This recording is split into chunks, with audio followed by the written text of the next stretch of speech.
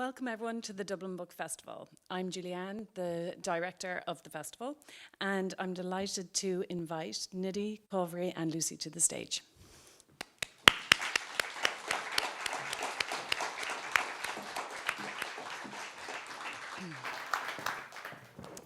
Thank you everyone for joining us today, and to everyone at home as well. Your host this afternoon is Nidhi Zak, Aria Eipe. She is a poet, founder of Play It Forward, poetry editor with Skein Press and contributing editor with Stinging Fly, among many other things. Her bio is quite long. So we're really delighted to have this event at Dublin Book Festival. A big thank you to Skein Press, Gráinne Fionnuala and to Declan Stinging Fly. So I really hope you enjoy the afternoon, and welcome to all our fellows. I'm really looking forward to hearing you read. Thank you very much.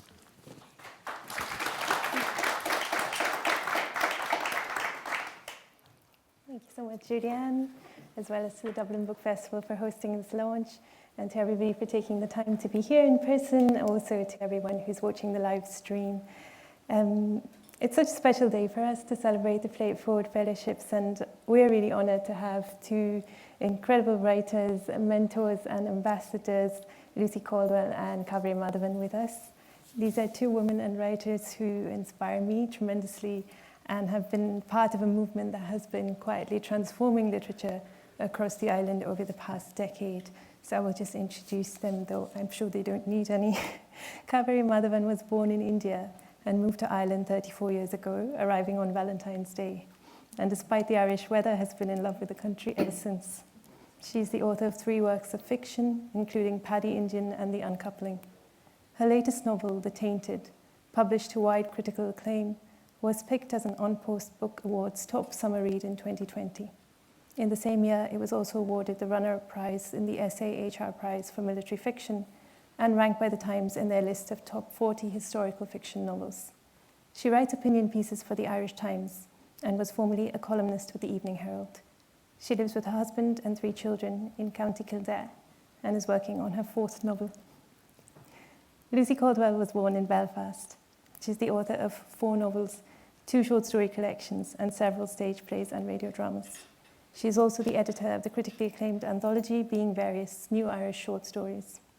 Her work has won many awards, including the Rooney Prize for Irish Literature, the George Devine Award for Most Promising Playwright, the Dylan Thomas Prize, and a major individual artist award from the Arts Council of Northern Ireland. She was elected a Fellow of the Royal Society of Literature in 2018, a patron of Fighting Words in Northern Ireland, a mentor for First Story and Play It Forward. She believes fervently in the capacity of stories to change lives.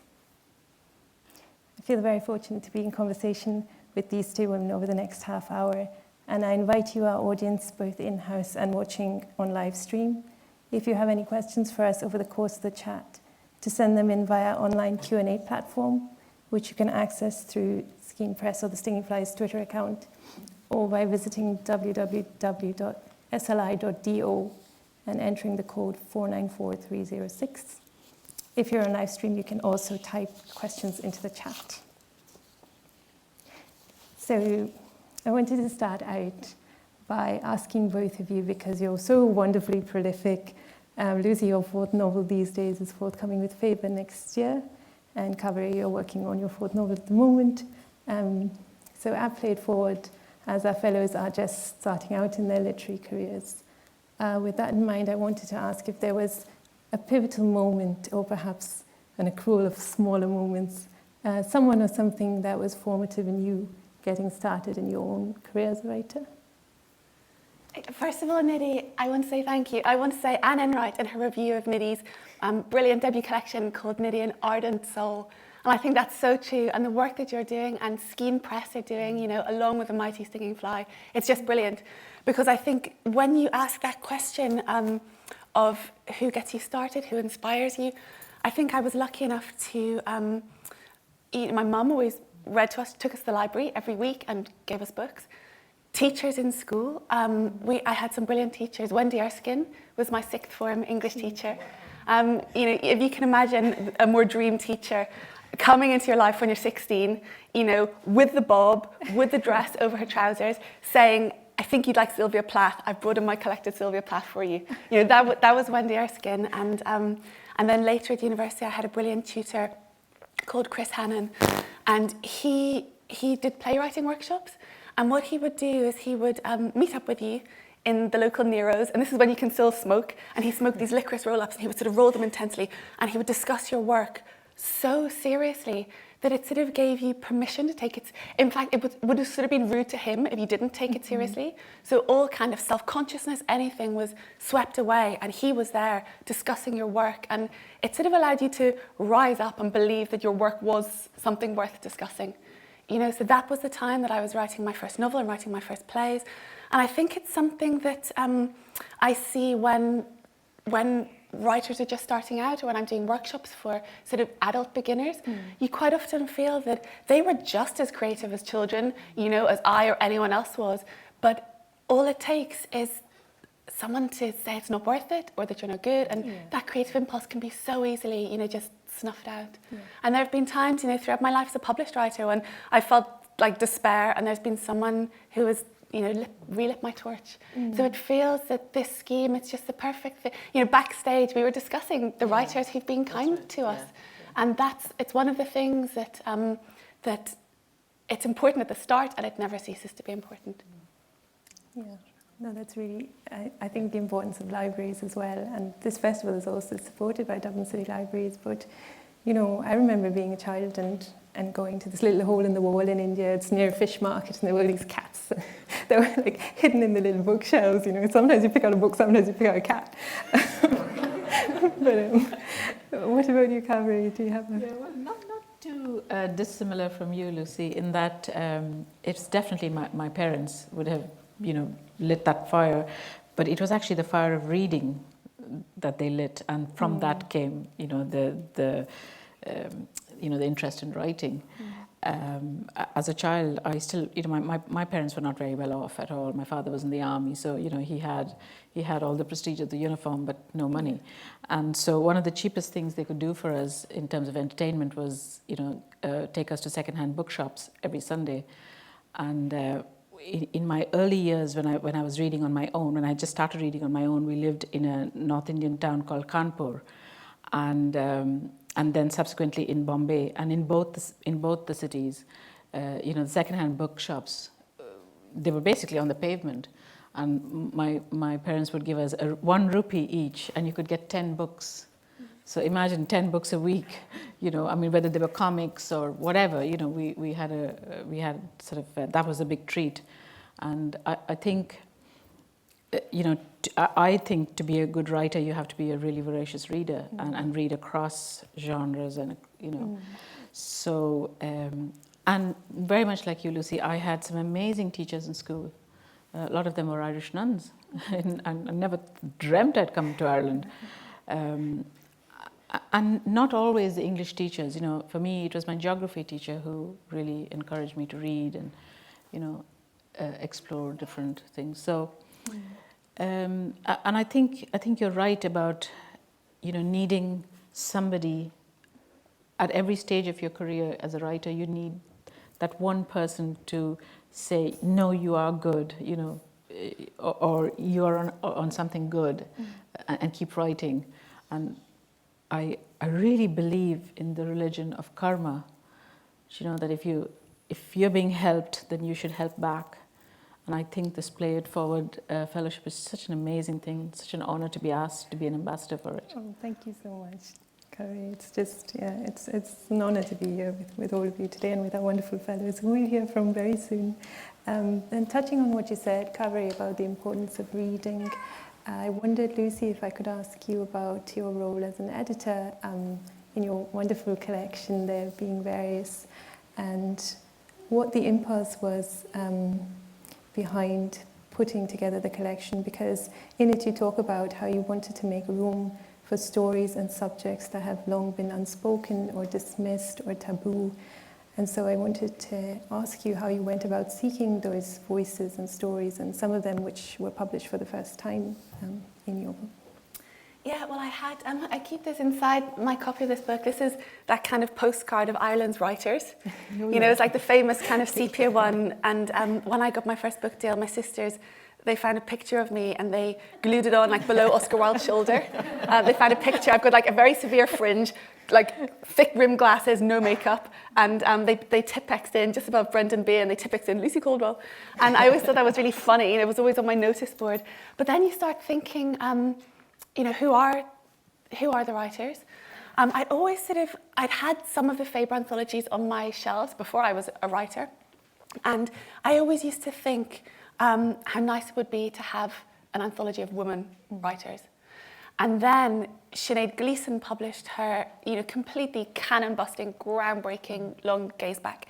And she'd asked me for a story in that. And the really surprising thing was sort of how emotional it felt having a story, speaking to other stories. My story about a sort of gravely ill newborn suddenly felt that it was in conversation kind of laterally with Emma McBride's about, maternal ambivalence, also with a story by Maeve Brennan.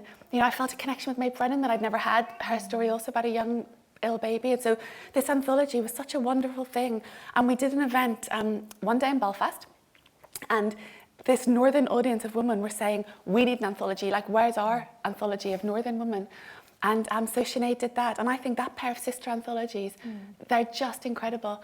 And so it was after that my editor at Faber, who commissioned this series from David Marcus of new Irish short stories, he said that if I did it, would I have a vision for it? Because he thought the series might have run its course. Because when he started, it was sort of like the collection of Irish short fiction. But since then, there's Stinging Fly, there's Banshee, Tangerine, there's Presses, Grant does an Irish thing, there were so many. Anne Enright had done a different one for Grant. And so he said, did I have a vision for it? And I thought I had always wanted to do women. But Sinead had done that so wonderfully well. And then I started thinking, and very quickly I realized I do have a vision for this.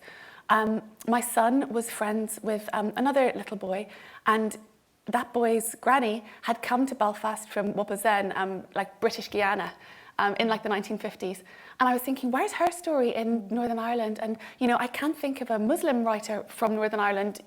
And so I started to sort of think, what I would love to do is, I picked the date of the Good Friday Agreement as my cutoff because I wanted to see what the Irish literary landscape looks like after that. Because for me and for sort of people of my age, that was a moment that it was like something lifted. You could be both and rather than either or. You could have Irish and British passport. You could be, and I come from a mixed marriage, Protestant Catholic, and suddenly it was just like a psychological lifting. Other writers have talked so eloquently about this, like Darren Anderson and kind of border writers. And so I started to think about what a new sort of canon might look like if you included, thinking of Irishness. I had been born in Belfast, had not considered myself Irish until I started writing in my early 20s. What of the people who chose to come to Ireland? My mum chose to come to Ireland from England and was never really regarded as Irish, even though that's a place she'd chosen. So I started looking for writers, and I read a story by Mulatu Chekori from Skein Press. And I think everything that Skein Press do, should be required reading. I think I'm onto my 5th copy of Rosalie McDonough's book. That should be read by everyone everywhere that I've given away. So I started looking for writers who might sort of burst open and enrich that idea of Irishness. And it felt really exciting putting all those voices together. And it felt like a marker of how rich and healthy the Irish literary world is, that I think I could have done a whole other anthology with a different array of writers, Absolutely. And I think being various is required reading as well for everyone. But touching on that topic of migration and who is Irish and what is an Irish writer, I wanted to ask you, Cav, because was it 20 years ago now that you published your first book? Yeah, that's 20 years ago. Yeah, and in that time you've done so much. Like you've been a mentor and a teacher, and you've written opinion pieces and journal pieces as well. And this year you're judging the Irish Writers' Centre's Novel Fair as well. And so I wanted to ask you, in your sort of experience, how has Irish literature transformed in terms of, do you see enhanced diversity and representation? Do you see that we're hearing more stories and different stories? Yeah, well, to be honest, not as much as you'd want to, especially, because I'm constantly meeting or hearing of amazing writers, from the New Irish, if you want to even call them that, or call us, because I include myself in amongst the New Irish. So not as much as you'd want to, but a press like Skein Press, they're amazing in the inroads they've made into changing that, changing the diversity of what's out there at the moment, and judging the Irish novel fair has been just an eye opener, because there's manuscripts have come in from all kinds of backgrounds and all kinds of and of course it's anonymous. I don't know who the writers are, but I'm just talking about the content. All sorts of stories, and it's just absolutely mind-blowing. And it's taken, it's really taken, I wouldn't say a toll on me, but it's so hard to pick. Even we're 3 judges. We have to pick each one of us has to pick our final 12, and I only finished that yesterday, out of many hundreds that came in. So, but it's heartening, to see the different things that people are writing about. Absolutely, you can't even imagine the amount of creativity that there is on this island today. Yeah. And I've also done run a couple of courses on delving back into your memory and your history of where you came from. And there were a lot of writers from the New Irish group who are writing amazing stuff, and believe me, in the next 5 to 10 years we're going to hear of them. There's a good stuff going to be coming out in the next few years, I'd say. We had similar heartache in selecting the Played Forward Fellows, myself and Tom Morris and Malatu Uchiakuri, and we had the same experience as well. There's so much out there, and there's so much that we're not hearing as well, and you wonder where we need to actually, as publishers or as fellow writers, do more, and whether there are opportunities for us to be actually paving the way for some of that more than we've been. I have to say, I was so lucky because, I had a column that I wrote for the Evening Herald for 7 years, but this is 20 years ago. And I was just lucky that, I got a chance with an editor who was so open-minded, and, to give me, 20 years ago, for an Indian woman to be writing an open-ended column with I had no brief. I could write whatever I wanted. It was quite unusual, So his name is Dave Lawler, and then also Frank Coughlin in the Sunday Tribune. I mean, these are all people, who have absolutely mentored me through my journalism part of my writing, and there are a good few really good editors, and I think for the New Irish, for diverse, writers from a diverse background, I think I would also say, be bold, put your work forward, email them, send your work off, don't be shy, and don't assume that you won't be looked at. Don't make that assumption, because there are a lot of good people, in the newspapers and in publishing industry who will look. So it's not all negative. There's not enough of our voices at the moment, but people are willing to look. Absolutely. You need to sort of be a bit pushy as well, What about you, Lucy? You have done so much mentoring as well yourself, and I think it's just a question of holding space. That people do have the stories to tell, and they have their own stories. And I think sometimes, work I've seen. Often, I did some workshops a few years ago with young women. It's always young women and girls I have a particular passion for working with. And girls in Iraq, in northern Iraq. And they were saying that they felt, one of the girls described it like a stone on her chest crushing the air out of her, because she did not want to write about contemporary Iraq. And so I said, what do you want to write about? And she said, oh, well, and she'd invented this whole sci-fi world. And so you say, well, write that. And sometimes it's kind of that simple, but she doesn't see stories like that. She feels she feels a sort of a duty, a responsibility to tell a particular story. And so I think a lot of the time it's just kind of it's kind of visibility, isn't it? And then just making that space, just, creating the opportunity for people to tell the stories that they want to tell, not superimposing any of your own tastes or expectations and just, seeing when people see themselves, their own stories, more will come. Other people will think, there's a story that I love, that's Garcia Marquez, and he was working as a journalist, and someone gave him some Franz Kafka, and he read it, and he was like, I didn't know that you could write insects, and he said, I could do that, and he was off. And sometimes it's that kind of funny, just permission to tell your story. Yeah, we see this a lot at Skein as well, with the stories that we receive.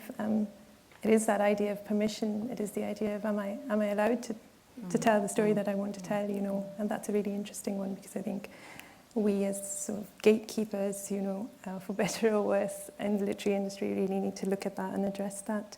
I just want to look really quickly, so forgive me for using my phone, but this is where the questions come in. But if anyone has any questions in the audience as well, we can take a few before I invite our fellows to read. If anyone has a question in the audience. Yeah, it's not a sort of a benevolent or patronising thing either, because I think all the stories, the writer that I'm paired with, Gonchigkhand Byambaa, who we'll hear from, has the most incredible wealth of background, and in her day job, she's the Chomhairle Ealaíon. She brings her work as a social worker and her experience of growing up in a nomadic tribe to be the Chomhairle Ealaíon in Irish society, alongside the work that she's doing. And her stories, we've had such deep conversations about a particular interest of mine, which is sort of indigenous practices of shamanism. And so the conversations we have had have, enriched me as a person, as a writer. So the thing is, it's not a one-way. It's not a one-way process as well. I think is really important to say. Yeah, no, absolutely, and I think there's a beauty of mentorship as well, is that it is that exchange. It is that process of give and take, and sometimes unexpected things happen during that process as well. If we don't have questions, I would like to invite our fellows to take the stage and read from excerpts of their work. But thank you both so much for this wide-ranging and thoughtful conversation. And we're absolutely delighted to have you as ambassadors and mentors. Thank you.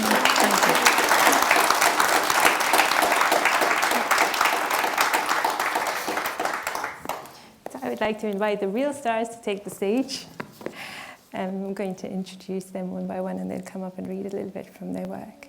So our first fellow who's going to read is Sara Chudzik. She was born in Poland and moved to Limerick when she was 12 years old.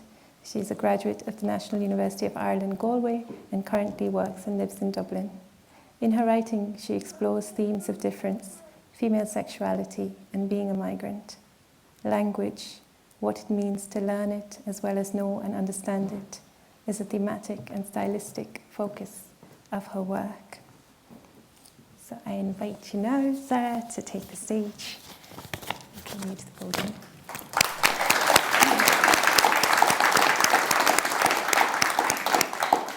Thanks, everyone. I'm just going to read an extract from my work in progress. It's a novel, and the main character is a Polish girl. She's about 8 years old, and she's been in Ireland for about a year, and she's just back from her holidays in Poland. And in this scene, she's kind of back at school, and they're at that point where everyone's just kind of talk about their summer holidays and how they spent it. So here it is. Row by row, the girls speak about visiting cousins down in Dublin or Clare or other places in Ireland that I haven't heard of until less than a year ago. But even the ones that flew abroad didn't seem to have as much fun as I did in Poland. Nobody went to the lake every day like me, the calm water at Bam for the heat of the day, and that ice cream from the new cafe across from the church. Nobody ate that same delicious ice cream with strawberries, chocolate sauce and fresh cream served in a tall glass goblet. When it's my turn, I'll tell them how magical my summer was. How Grandad would build an open fire for us to roast sausages and skewers once the sky turned lilac and gold with the early stars teasing the flames below to rise to match their glow. My heart beats with the fresh memories and with the eagerness as the girls in the row in front of mine finish recounting their holidays. It's my turn to speak. Ada, you're from Poland, is that right? The teacher asks with a smile. Yes. In summer, I go in Poland, I say, hearing myself speak English for the first time since I came back. My voice tries to match their inflections. Gorgeous, she says. Is that where you got your tan? I look blankly at her, betraying myself for the first time. She runs a hand up and down her arm. You have a lovely colour on you. Was Poland sunny? She asks slowly, her mouth twisting to differentiate the sounds. Ah, I say, yes. And tell me, she continued, what did you do over there? She asks, and I see the last days in Poland alive in my head. Image of the lake, bonfires, ice cream, Mum and I in our best summer dresses. We go to lake and swim on all day, and we go and ice cream. That's the word I'm looking for. My hand rises above my desk to help me gesticulate, to charade the meaning of what I'm trying to say, but how do I? My fingers twitch, not knowing their next step. Eyebrows around me rise, and I sense a smirk here and there. We eat, I stutter. Jedliśmy lody z pucharów, owoce ze śmietaną I sosem czekoladowym. Those are the exact words I need, but I can't recall them. Or I don't know them yet. You went to eat. Okay, the teacher nodded. Is Polish food very nice? I nod. And you have loads of family in Poland? She waits for me, and her eyebrows wobble with hesitation that she tries to mask with an even bigger smile. Loads of cousins, she continues. I nod. Okay, very good. Sounds like a lovely holiday, Ada. I nod again, bobbing my hand along like one of those empty bobbleheads on car dashboards. Lorna goes after me, and as she speaks, I remember the word for ice cream. She says she only went to Cork to visit her aunt for a couple of days, but that she taught her how to bake sponge cake. Even that sounded so much better than swim on all day and eat. Lorna, will you bring us some of that cake? So one of their girls asked, and the room laughs. I can be funny and witty too, but no one knows this. I'm smart and fun, but no one knows this here. And I'm not stupid. I fold my arms on my desk and try not to make any eye contact with anyone for the rest of the morning. At last we eat lunch. Small cartons of orange juice or apple are passed around, followed by either ham or tuna rolls. The girls squeal and chatter. The laughter fills the classroom. As I eat, I stare at the fields outside the window, their green deepening at this time of year. Then I check the clock, waiting for noon when we can go outside and Kira and I can sit together on our bench. When the time comes, she's waiting for me just outside the doors, leaning against the wall with her hands behind her and staring at her new school shoes, white with pink stripes.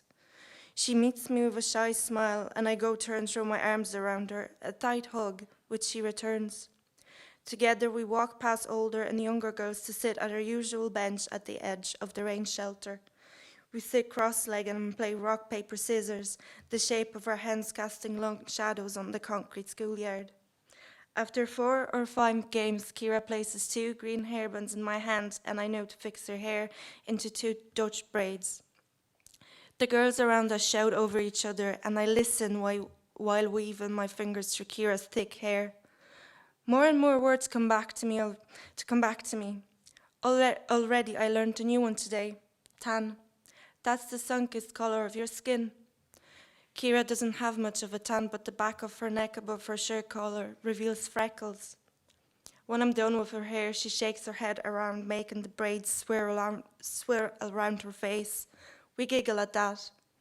The break will end soon, but after school, we'll go to her house to watch cartoons. And I remember more words still.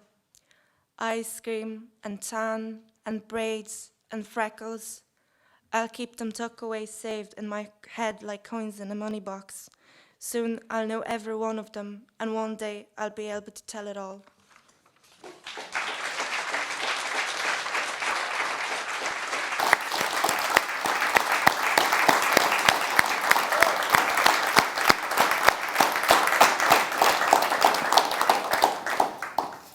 Thank you so much, Sarah.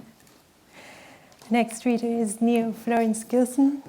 Neo is from Kimberley, South Africa, and currently lives in Ireland. A poet, writer, singer, storyteller, and motivational speaker, she has a passion for influencing youth through social upliftment projects. Love, unity, respect, empathy, justice, and affirmation are the themes she is most drawn to in her writing. Welcome, you.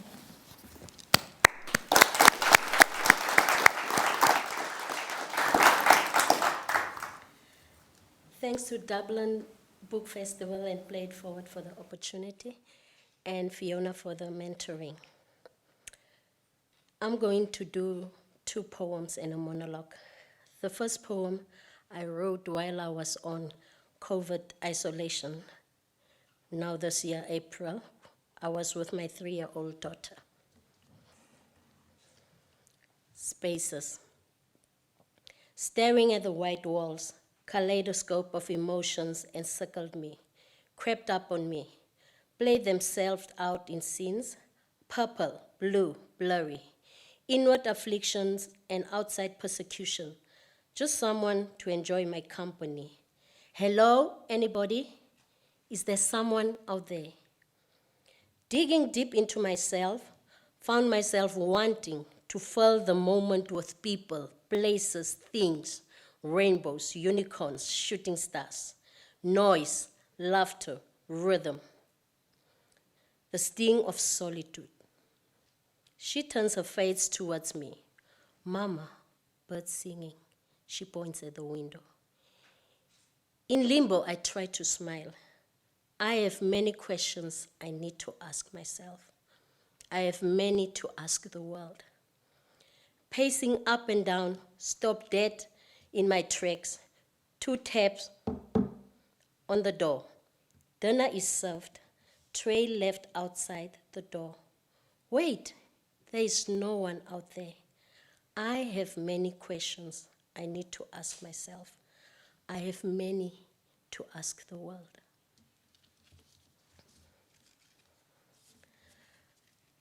My second poem, On My Way Home. On my way home, I saw a woman. She flashed a smile at me. Perfect pearly whites, she smiled with a soul. A sign hung around her neck. No home, no clothes, no food. For a minute, her smile, warm and whole, made me forget the turmoil she was facing.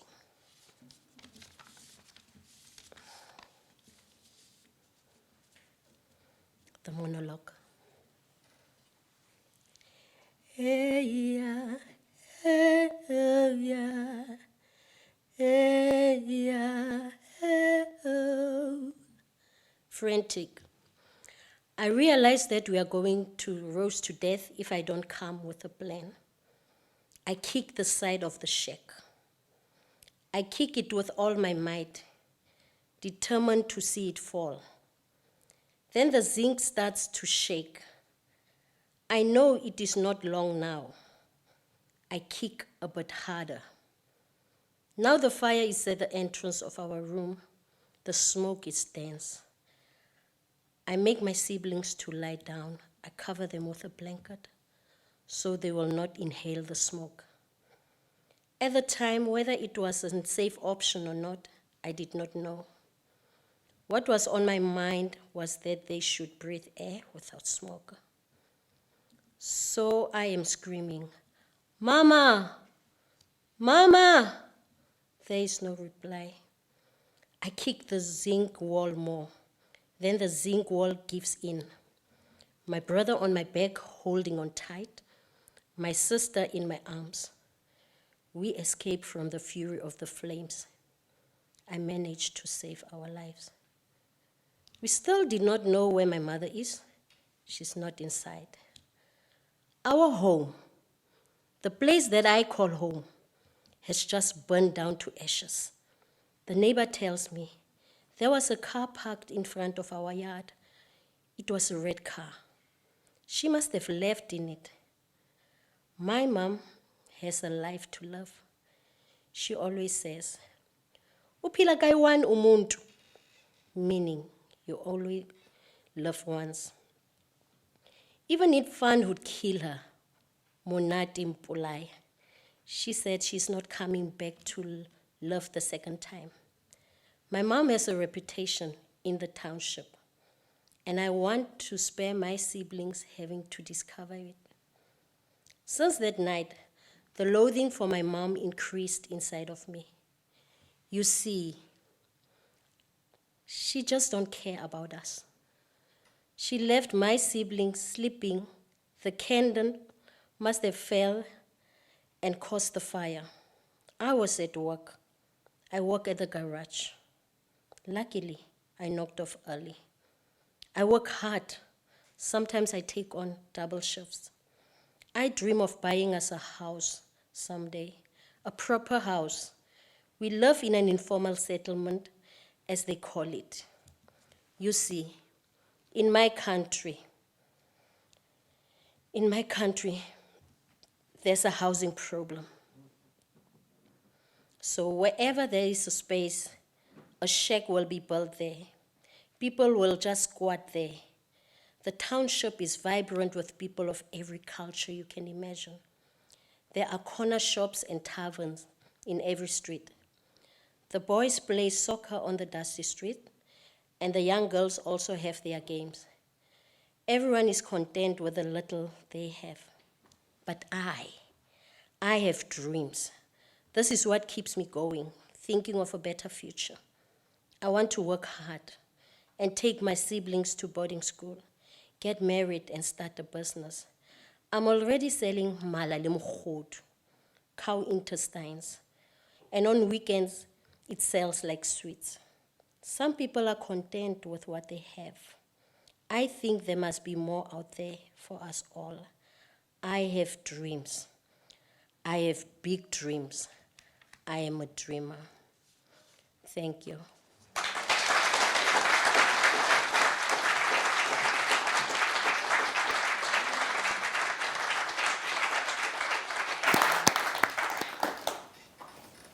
Thank you so much, Neil. Our third fellow is Sara Fitzgerald. Sara's from Offaly. Two of her greatest passions are writing and disability activism. Working primarily in fiction, she feels a responsibility to write about disabled characters in a way that challenges the paternalistic view of disability. She is currently compiling a book titled Conversations About Activism and Change, a collection of stories about the history of the independent living movement gathered from 10 disabled activists.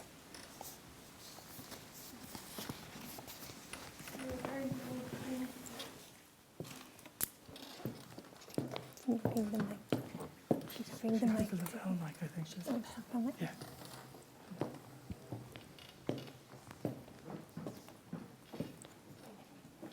Do you come in front, Sarah?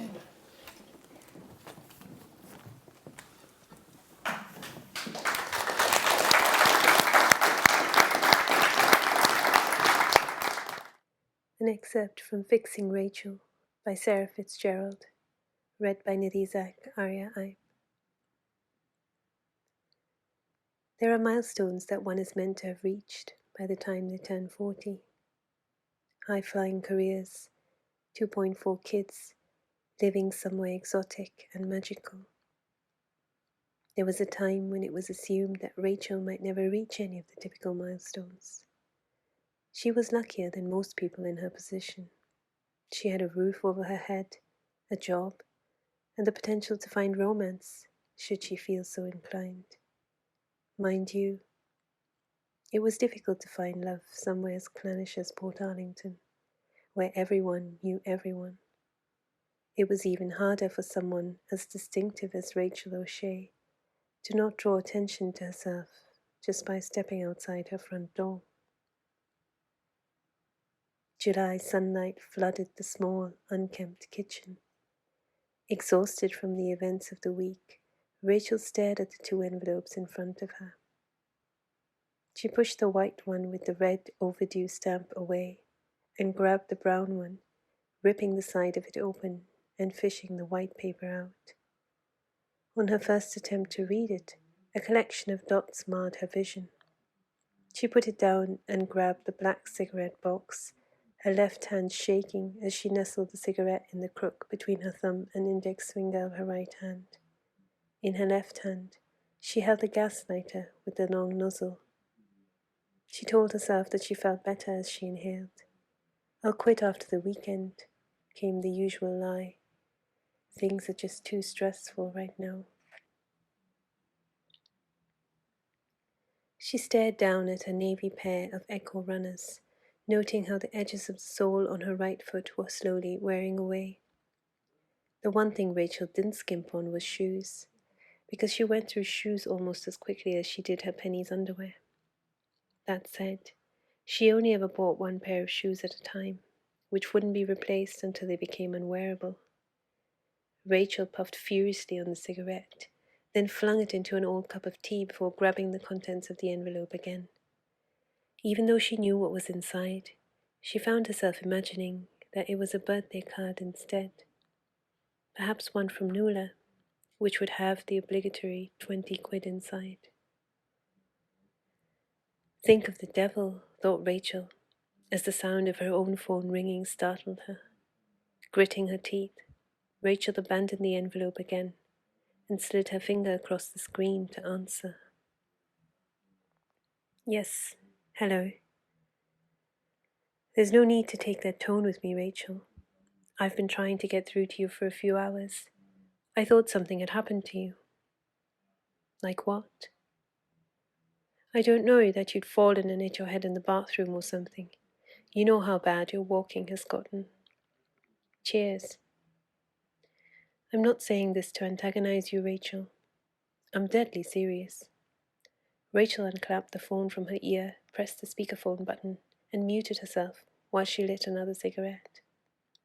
"I was talking to a friend of mine who has a panic button. She says it's very subtle and it gives her great peace of mind." Rachel's fingers shook with anger as she unmuted herself. "Well, if you think it's so great, why don't you get one yourself? You're pushing 70. Threads of blue smoke floated around her. "I don't want one. I don't need one." She inhaled deeply, the tip of the cigarette glowing red. The ash fell onto her baby blue bathrobe. "Well, what did the doctor say? Weren't you with him yesterday?" "I didn't go. I was working. Extra hours." Rachel looked over at the half-empty bottle of rip-off Merlot on the table, wondering if it would be inappropriate to finish it off. After all, it was Wednesday, her day off, and she had nowhere else to be. But the last thing she wanted to do was to prove Nuala right, even if Nuala would never know any different. "You need to go, Rachel." "I will. Next week, promise. And you need to be honest with him. Tell him how bad your walking's gotten, how you have constant pain in your joints. Maybe he can sign you off work for a few weeks. Anytime I see you, you're always exhausted." "I can't afford time off work. I still need to pay the mortgage." "Work isn't the be-all and end-all. And as for the mortgage, I've told you that you're always welcome to come and live with me. Honestly, Rachel, apart from work, what's the point of living there on your own? What are you going to do as you get older?" "It's not for you to worry about. You're not my mother." Rachel felt pleased with herself. She knew that one would sting.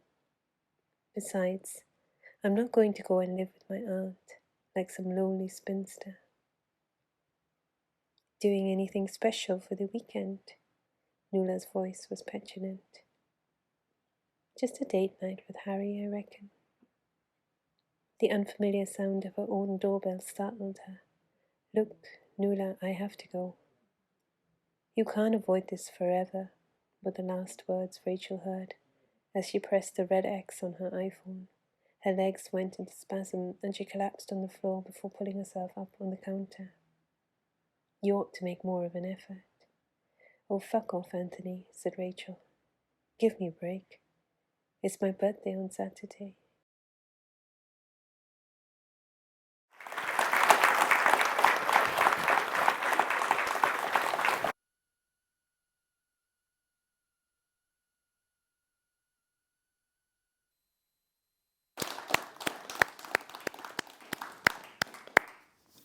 Thank you, Sarah. Our next fellow, Mujed, is an Iraqi poet living in Dublin. Writing in Arabic, his poetry focuses on love, as well as being a stranger in a strange land. One of the founders of the Iraqi House of Poetry, he has worked in the Iraqi cultural press for 20 years.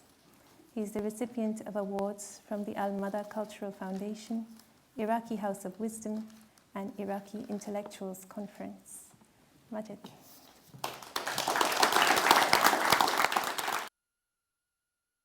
Thank you so much. My God, help me. It's my English not very good. Good afternoon, all. I'm going to recite some of my poems, first in Arabic and English, then short poems in English only. But before that, I would like to say thank you.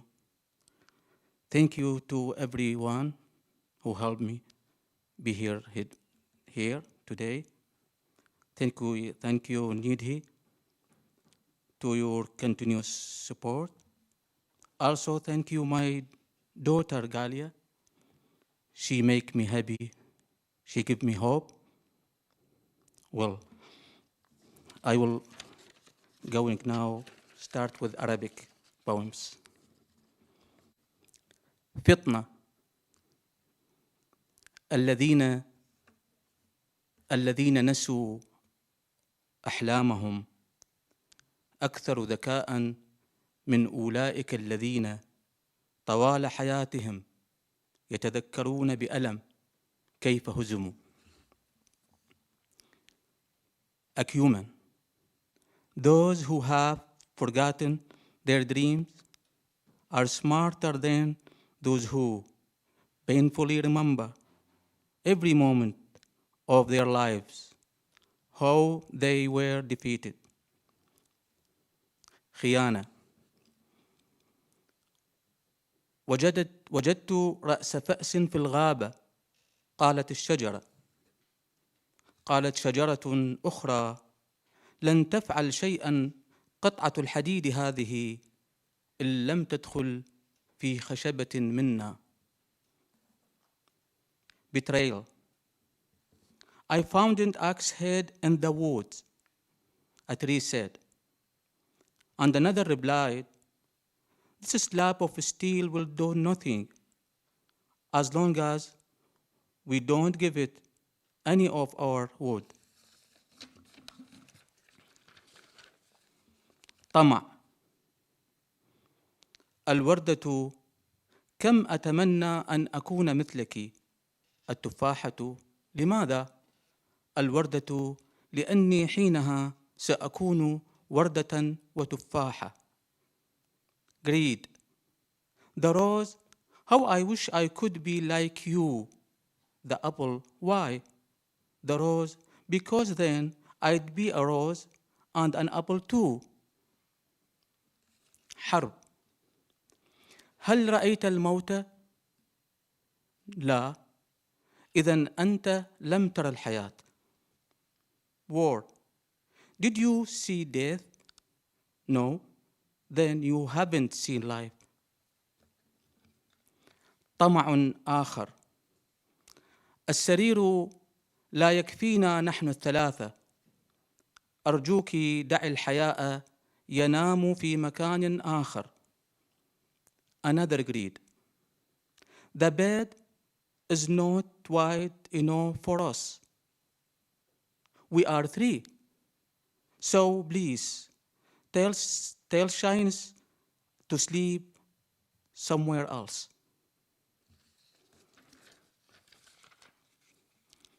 عطف قليل. ما من شيء كان عليك فعله سوى وضع الصرخة في فراش آمن لكي تنام وتحلم، فحين تجد الصرخة مكانا تنام فيه وتحلم تصبح أغنية. You had to do nothing except put that yelp in a safe bed, and it will sleep and dream. Even the yelp, when it finds a place to sleep and dream, becomes a song. لدي الكثير، جنون مثل مغزل بين الروح والخيال يسمونه الشوق، في لك منه خيط طويل يكفي ليملأ الأفق بالطائرات الورقية، يكفي ليسد مسامات الأرض بمرح الأطفال. I have more. Madness like a spindle between spirit and imagination. They call it longing. Inside me, I have a long thread from it, enough to fill the horizon with kites, enough to clog the pores of the earth with children's smile.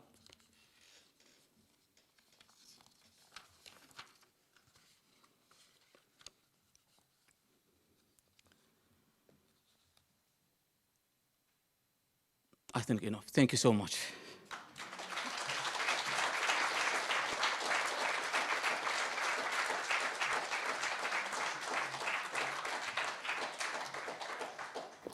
Thank you, Majed. And rounding off our Play Forward Fellows cohort is Gonchigkhand Byambaa. She's a social worker and writer from Mongolia. She's one of the founders of Migrant Women of Ireland, which seeks to raise awareness and provide support to victims of domestic and gender-based violence. She writes about Mongolian culture in an attempt to honour her parents' legacy and illustrate the beauty and hardship that come with a traditional nomadic lifestyle.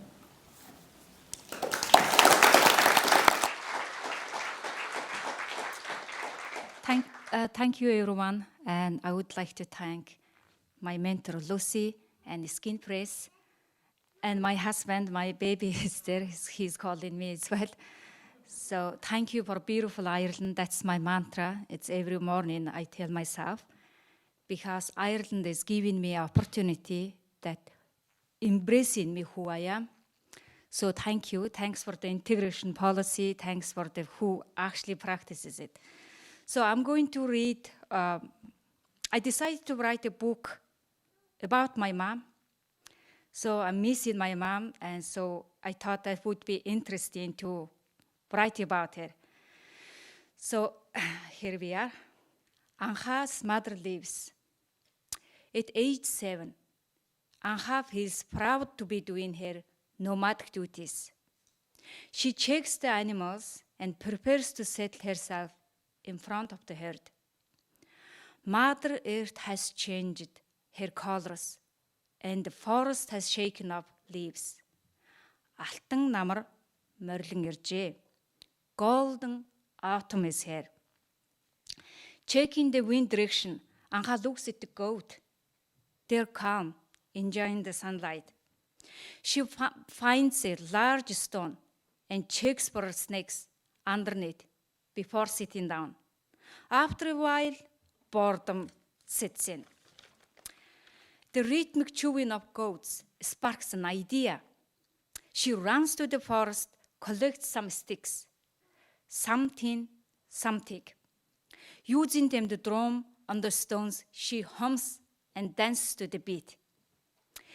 Swinging the sticks, she skips around the herd, gathering them. Also, she whistles loudly in case there are some predators nearby. Knowing the herd is safe, she moves on to playing with the stones, building a little yurt and a farm. In her game, she is the mother of 2 children and with a loving husband. They eat breakfast together. In this world, there are no quota to fill, no death penalty. There is time to play, and everyone's stomach is full. Her stomach growls, bringing her back to the reality. She takes a deep breath and notes the position of the sun in the sky. She takes out some borscht from her bag and just about to eat when she senses some changes in the goats. They have become uneasy and they are starting to run. And half sees the danger and wishes she had her father's rifle. Remembering her mother's advice, she starts warm her body before she gets too afraid. Anha runs against the wind and sings. She takes off her tail, raises up to the wind. It plops loudly in the chilly breeze. The wind carries her smell and singing to the predators. Anha observes the herd. They are calm. Thank you.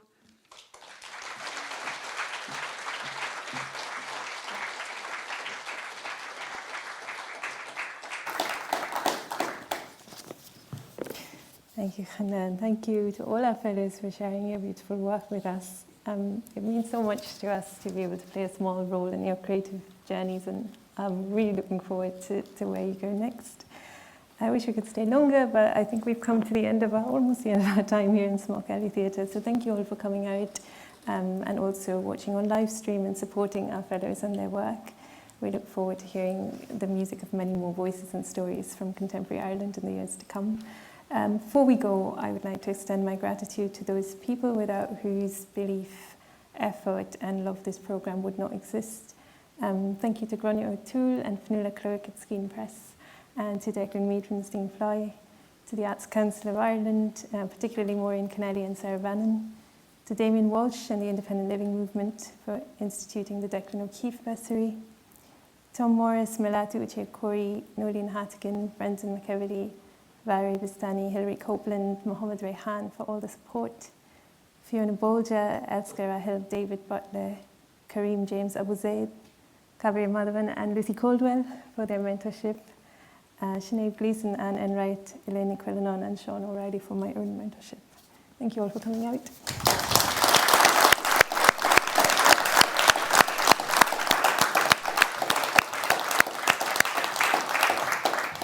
Thank you so much for that to everyone. We actually had a question from someone online asking if the pieces that we've heard today, will they be published in some form? It's a good question, to which I don't know the answer. They're from excerpts from work that our fellows are working on, and some of them are parts of novels, some of them are short stories. So we hope to be seeing books from all of our fellows in the years to come. Great. I would like to thank everyone who came here today, everyone watching at home, to Nidhi, Cauvery and to Lucy. And to the fellows. You've made me quite emotional. This is what the festival is about. It is about hearing voices that we all know, that we have read, but Dublin Book Festival has always been about emerging writers, and to hear you all today has just been fantastic. Well done, and I hope to see you for book launches and everything in the near future, so well done.